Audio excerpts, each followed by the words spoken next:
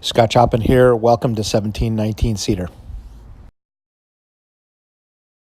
So you guys can see here, this is the formwork sort of moved along a little bit in its progress. It doesn't have any rebar set yet, but this is, looks like the majority of the perimeter form boards, not all of them, but a good portion of them.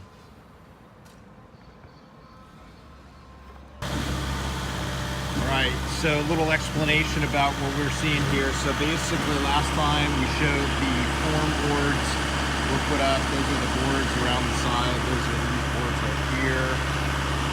Now all the rebar is in, our plumbing is in. I'll show a little bit of detail on that. You can see, like as an example, this is the plumbing pipe inside. This is probably for a sink. A laundry room actually is what this is. So basically you see the rebar cage in here, and that basically is continuous all throughout the slab. Goes down into these footing trenches and then sits up on top of the slab. So that area with the plastic, which is the white, looks like cloth, that's a plastic visqueen we call it. That keeps moisture from coming up through the slab. And then on top of that is some sand, that's the gray stuff. And then that, in this case, is the garage.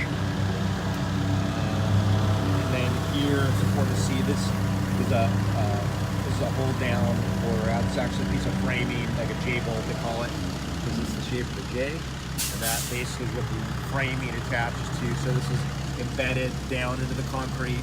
So here is the concrete level, and then down will be that J-bolt will sit down inside the concrete. And then this will stick up out of the concrete, and then there's a piece of wood that will go over the top of that like that, which I'll show you later. So here's a little bit more detail. Those are plumbing pipes. So these are waste pipes coming up from downstairs. That one right there. That one right there, there, and there. Those are all plumbing pipes of different kinds, toilets, sinks, etc. So it's more rebar detail. And you can see this is pretty simple stuff, but sometimes if you have more complicated projects, the amount of rebar and plumbing and stuff that goes inside the concrete can be pretty big. This is California, and this is a liquefaction zone, so the rebar is a little bit more than you might typically have in your standard. So you can see down there in detail, a lot of rebar down in there. Good morning, we're out at Cedar Avenue in Long Beach. We're pumping concrete today for the foundations. So basically delivering concrete out to the site. So this is gonna look a little bit different than the last one, and I'll walk in and give you guys a little bit of detail. So how you doing, guys? Hey, today we're doing a concrete pour at Cedar. You can see in the background there. And we'll basically get this all done today. I've got a little bit more video about this to show some details of the footing sizes and sort of a little explanation of the concrete pour process itself. But it's going good weather. As you can see, it's overcast, which is what we like for concrete. When it's sunny, it makes the concrete go off faster, and that's not a good thing. We want it to go off as slow as possible, so these guys got enough time to finish it nicely. That's it, thanks. So you can hear the pump in the background. These guys are pumping the concrete. Back up a little bit, I'm gonna get slashed here, but you guys can see how this is going in. So underneath there, basically there is where the footings were. So you just see the top of the footing, but it's more like this down below. You only see, really the top of it. But it's a 24 by 24 footing, which is big. For those of you not in California, you're going to think that's huge, but liquefaction zone, California code, welcome to our extra cost-filled environment for California.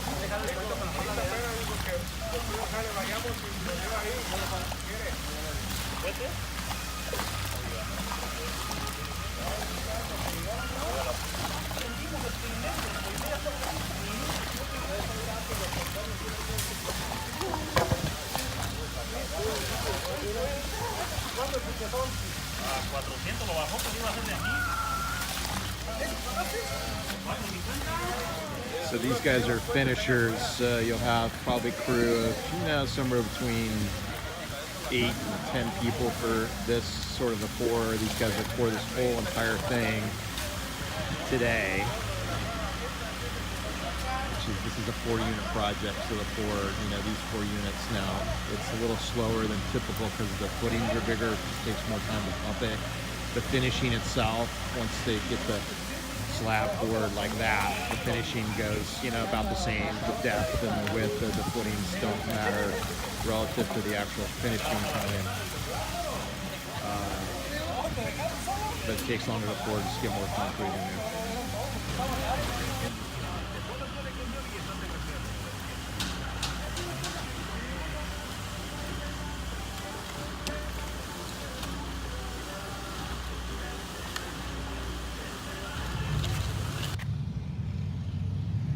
All right, good morning. Here is the slab finally in its poured form. Looking good. I just poured it yesterday, so these framers are jumping right on it, which is cool to see. They did a nice job. Looks like to be in the right locations.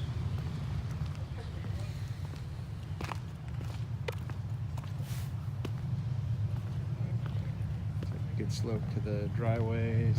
Cool.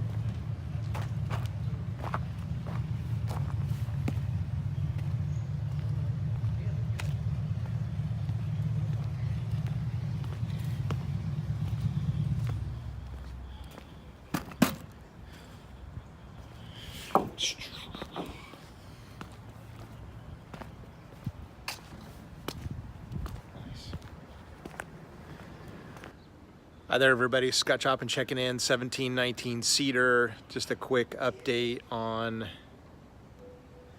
our progress on this project. So last time we took some video, or in this video you saw a few seconds ago, the video of the rebar cages complete. All the underground or under slab plumbing was complete.